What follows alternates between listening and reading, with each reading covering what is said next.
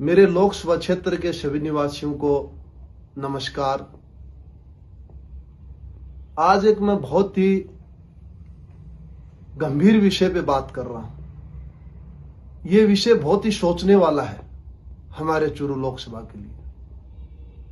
हमारे चूरू लोकसभा का जो एमपी का जो बजट आता है वो सालाना 5 करोड़ का आता है और वो खर्च करता है। लेकिन अब की बार ऐसा हुआ है कि हमारे बजट में, हमारे चूरू के बजट में 50 लाख रुपए की उन्होंने कटौती करके हरियाणा में जो कैथल है विधानसभा, वहां पे दिया है। मैं एक ही बात पूछना चाहता हूं हमारे सांसद महोदय जी से कि आपने 4 महीने पहले कहा था कि स्कूलों की हालत बहुत खराब है, यहां कमरे बनाने बहुत जरूरत है चूरू लोकसभा में।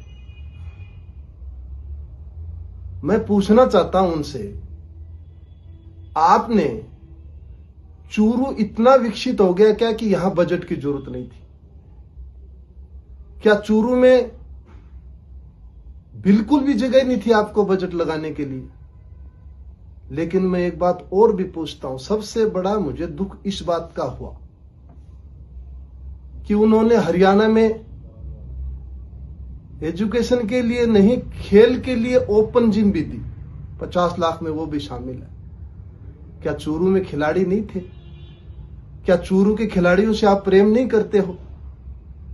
चूरू ने खेल में राजस्थान ही नहीं, इंडिया ही नहीं, दुनिया में नाम रोशन किया है। और मैं एक और बताना चाहता हूं आपको, आपके गांव,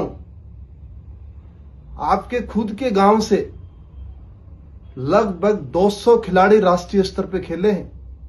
मैं करीब करीब को जानता हूं। वहां आज तक आपने पैसा नहीं दिया, वहां लगाते आप। ओपन जिम बनाना था तो हरियाणा में लगभग 80% गांवों में ओपन जिम पहले से ही है। हमारे चूरू जिले में 10% गांवों में भी ओपन जिम नहीं है। तो मैं इतना कहना चाहता हूं कि सोचिए आप। और दूसरा विषय यह है कि यहां पे जो बजट दिया गया है कैथल में, वो रणदीप सुरजेवाला के बेटे को दिया गया है, उनके क्षेत्र में दिया गया है। रणदीप सुरजेवाला से इतनी क्या लगाव हो गया कि आपने चूरू को भूल गए आप। दूसरा मैं कहना चाहता हूं, कई लोग कह रहे हैं